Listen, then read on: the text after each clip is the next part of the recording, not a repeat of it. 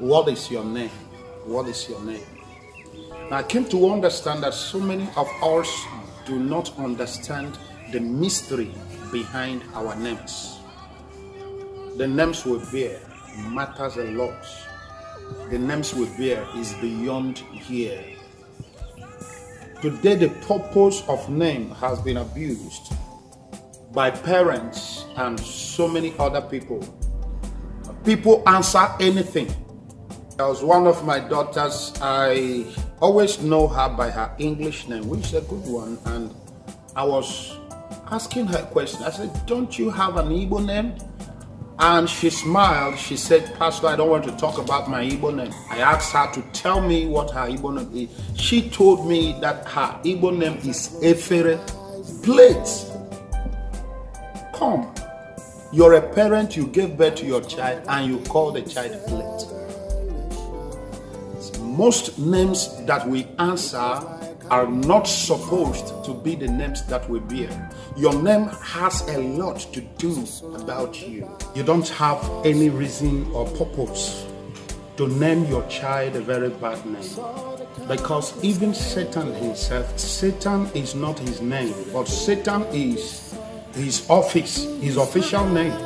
Just like Mr. President, it doesn't mean that it is his name, but that is his office. Even Satan himself had a good name. His name is Lucifer. Now, Lucifer means son of the morning, rising star, bright star. Now, if somebody as bad as Satan had a good name, what reason do you have to give your child a very bad name?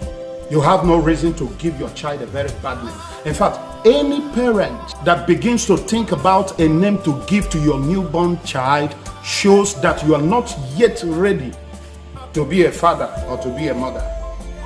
So for you to successfully name your children, consider these guidelines. Number one, names should be revealed. Names should not be conceived. Luke chapter 1 and verse 31. The name Jesus was not conceived by Mary. It was revealed by the angel of God.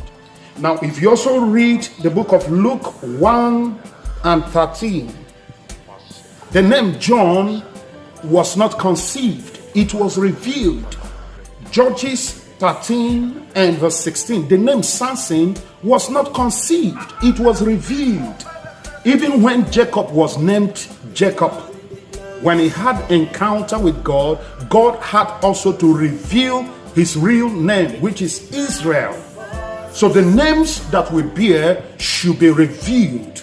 It should not be conceived. It should not be what you feel like. It should not be what you think. Now, the reason why names should be revealed is because it is God that puts the spirit inside a fetus that has already formed in your wife's stomach, and God knows exactly who that person is and what that person should be called. And that is why the names that you give to your children should be revealed. It should not be conceived.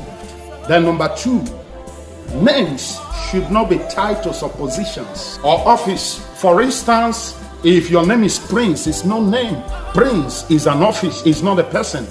Princess is an office, it's not a person. That you call your son a prince, just like you give birth, you call your son Mr. President. A prince is an office, princess is an office, queen is an office. Okay, number three, names are not to be given based on your experience, because your experience has nothing to do with the destiny of the child. In 1 Chronicles chapter 4 and verse 9, the Bible talked about Jabez. The mother of Jabez called him Jabez because he gave birth to him in time. Started going through things. Don't give your children names based on your experience. You gave birth to the first child, he died. Second child, he died. Third child, he died. And then you now have the fourth one, and the thing that will come to your mind is to call the child Onwu Biko, Onwu Hara, Onwu Ebula. Those things are no names. You don't give your child names based on your experience. Why would you give your child a name based on what you are going through? That child that you want to limit with that odd name can equally change or turn the family around. So I want you to understand that you don't give your children name based on your circumstances. He said, this child shall be called Jabez because I bore him in pain, and the life of the boy became painful. Don't give them names based on your experience or based on the circumstances surrounding you. Don't name people after their ancestors. They are not the same people. They are not the same destiny. Every child has a unique destiny. Don't name your child after their ancestors. This is a normal thing, popular thing that happens with us. But this is not the will of God. This is not what God wants.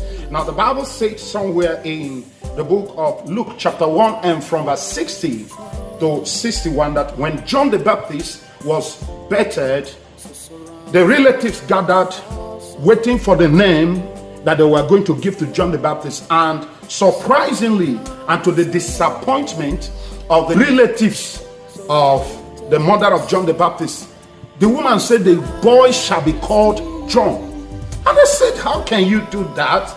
There is nobody in the ancestors that goes by that name. Yes, that's how it should be. That is how new things happen. You cannot keep on bearing the name of your great-great-great-grandfathers. You need a new name. You need your own name. So don't name your children after their ancestors. They are not their ancestors. They are peculiar people, new generation, people that have come to manifest their own destiny. Every name you give your child, this one is very important. Every name that you give your child, that child will bear that name till eternity. When you call your child Ago, do you expect God to call that child Ago during the judgment day? Any name you give your child, that is the name that that child will answer till eternity, even in heaven. And this is the reason why you have to give your child, or you have to give your children, good names. The name of your child is Ago. The name of your child is Njoko. The name of your child is even idol or something that doesn't make sense. Now, do you expect God on that judgment day where everybody is lined up and God will now stand and say, hey, I'll go, come. I'll go inside heaven. I'll go, being mentioned by God. How can our holy God call that name? So this is a mentality that should guide you when you are naming your child. Know that in eternity, any name you give to that child, it bears forever till eternity, and that name cannot change.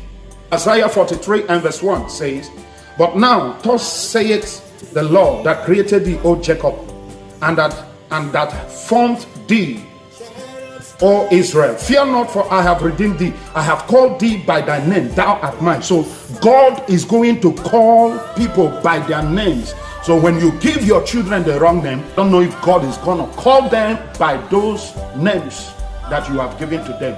Give your children good names. Number 5, names should be a brief description of the destiny and the mission of a person here on earth. Read about the biblical names. Names pattern after who that person is. Now, when you have called your child Wood, now what has that got to do with destiny? When you have called your child Okute, what has that got to do with destiny? The names you give to your children should be what they are here on earth. It should be their personality. And that is why any name you give to your child affects that child, because the destiny of that child will begin to be patterned according to the name that you have given to that child. From today, I want you to begin to think before you name your child. Give your children beautiful names. Let us do away with all these names that we call our children that is really frustrating their lives, making them go through things. Give them good names, mostly to the upcoming generations. From today, give your children good names. You have the wrong name, change it. Names were changed in the Bible. God himself even changed names. Have a good name so you can change your name You can give good names. You can, because a good name gives a pre-introduction of a personality before even that person says anything. Your name. Thank you for listening to me. I am praying for your success, and I know that in this season that God is going to turn everything around for you. God bless you. I love you so much. Bye-bye.